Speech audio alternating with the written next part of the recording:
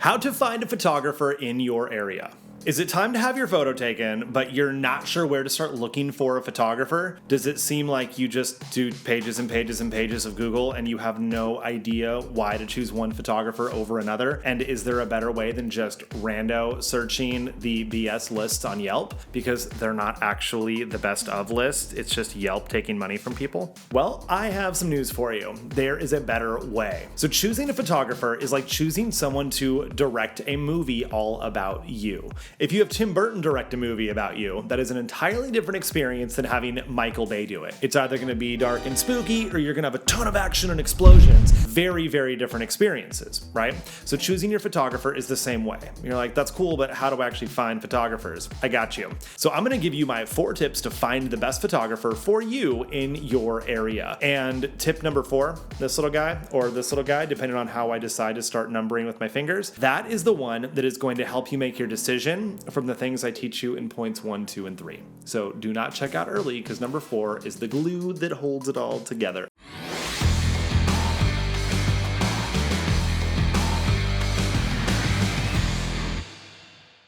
Hello, my name is Mike Lloyd. I'm a professional photographer in Silicon Valley, California. I've been doing this 12 years, and aside from teaching photographers all over the world how to market themselves, I have had to learn how to put myself in positions where clients can find me. And in order to do that, I had to learn how are clients looking for me. And that's what I'm going to share with you today, is all of my experience from learning those things. So my 4 tips to help you find a photographer in your area. Number 1, local hashtags on Instagram. Number 2, referrals. Number 3, letting them find you, and I will tell you what that means when we get there. And number 4, how to pick from the list you make from options 1, 2, and 3. All right, so firstly, local hashtags on Instagram. If you are on Instagram, amazing. So when you search for the hashtag, type in your city plus photography or photographer. Or, if you live in, say, Detroit, Michigan, you could type in Detroit photography, Detroit photographer, Detroit family photos, Detroit maternity photographer, things like that. Think of every combination you could do of whatever kind of photography you're looking for with the location you're in. I'm in Silicon Valley, so I might type in Silicon Valley family portrait, Silicon Valley family photos, Silicon Valley photographer, or the city, San Jose family photos, San Jose family photographer. Think of the different regions. Maybe you're in the tri-state area and you type in tri-state. Maybe you are in the Midwest and you're willing to travel. You can type in Midwest photographer, Midwest family photos, things like that. And you're just going to get account after account after account of people using those hashtags. Now, someone in Atlanta probably not going to write Detroit family photos in their descriptions unless they travel to Detroit. So this is a pretty good way to figure out who is actually in that area, because a lot of photographers don't put their location in their description, which is super annoying. So hashtags, generally the way to go. And what's cool about that, you can read their captions to see if you vibe with them, see the photos, see if you like their style. And Instagram makes it really easy just to shoot them a DM and you can message them right there and start the conversation. Number 2, ask for referrals.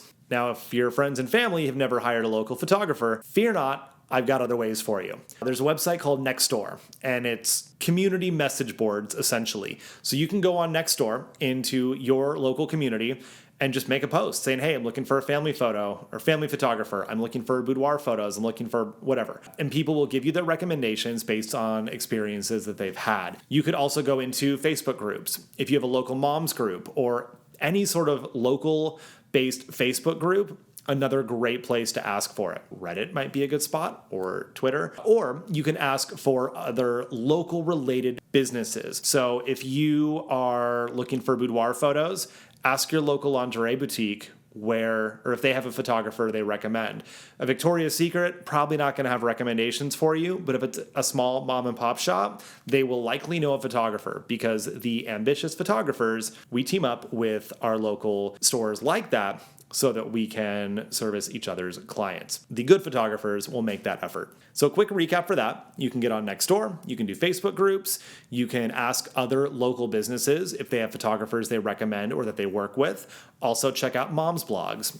There are a ton of opportunities for you to find recommendations that aren't just Google, and please don't use Yelp. Number 3, let the photographer find you. Now, like, that's cool, but I want them to find me right now because I want to hire them. And I don't have time to sit around and wait because no one's contacted me yet. Well, I have some news for you. Whenever you go onto Facebook or anywhere on the internet, your browser and everything that you've ever done is tracking what you do. You're like, no, but I've disabled the thing, or I go incognito. It doesn't matter. They're still tracking you because you agreed to it by using their platform. Now, some people really don't like that, and they feel it's an invasion of privacy, but it's not an option when you're using these platforms because you've agreed to let them track you, and it's a good thing. Stay with me here. It's a good thing because if you go onto Google and type in family photos or family photographer near me, and then just close out the window, you're going to start getting ads on Facebook and Instagram, probably YouTube and TikTok, for local photographers. Because now Facebook and Google know that you are currently interested in family photography, and you're going to start seeing ads served up from photographers advertising in your area. You might think, well, that's super creepy. They're following me around. I don't think it's creepy at all. I think it's really convenient because if I'm looking for family photos and now I start getting ads for family photographers, that's going to make it easy for me to find a family photographer. I would rather get ads for the things I'm actually searching for than for things that I don't care about at all. I don't need a new stroller that's going on sale because I don't have a baby. I don't need, lawn services because that's a terrible example, but you get what I mean.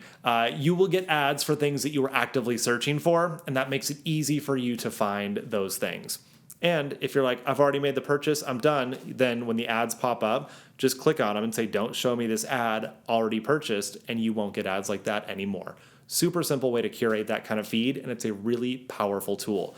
Plus, photographers who are advertising on those platforms are generally willing to invest more time and money into their business, which means they will invest more time and money into their craft, and you will get a better experience. So I recommend going that route. And number 4, the thing that ties it all together. Once you've found photographers on Instagram, you found them through local communities, and you found them through these advertisements, how do you choose which one is right for you? 2 big things. I would consider their style and what you get for what you pay. So style, it's not just do you like the photos? That's part of it, but can you see yourself in the photos? That is the most important thing, because you might like a photographer's style and think, oh, wow, this person's really good. I like these photos, but I want mine to be more like this instead. Let me see if they can do that. That's not the way to do it. That's like going into an Italian restaurant and being like, oh, you guys layer lasagna really well. Can you also make me sushi? It's basically the same thing. It's different. If you want Italian, you go get Italian food. And if you want sushi, you go to a sushi restaurant. Same thing with photographers. If you can see yourself in the photos and you want to be in images like that, that photographer is a good fit for you. And if you think they're a great photographer, but you want different kind of photos, that's also awesome. Find a different photographer. And the second part of that is, what do you get for what you pay? I didn't just want to say, what's your budget? Because you can't just compare numbers across the board. Different photographers offer different kinds of things. Will they provide wardrobe for you? Will they pose you? Is hair and makeup included? How are the photos delivered? Do you get a gorgeous keepsake album and wall art, or do you just get a thumb drive with unedited photos? The numbers don't tell the whole story. So you have to figure out, what are you getting from the photographer and what are you willing to pay for those services and products? So now you have 3 ways to make a list of new photographers to work with, and you have a way to figure out which one is the best fit for you at this time. And if you want to dig a little bit deeper, I've got some other great photos on this channel about how to pick a photographer based on your style, based on what you want, and then what are some more in-depth questions that you could ask your photographer. Like my other video, why is photography so expensive? That one goes really deep into point 4 from this video. So I definitely recommend watching that as well. And if you'd love to be in front of my camera, I would be honored to have you. You can find me at MikeLloydStudios.com. You are amazing. We'll see you inside.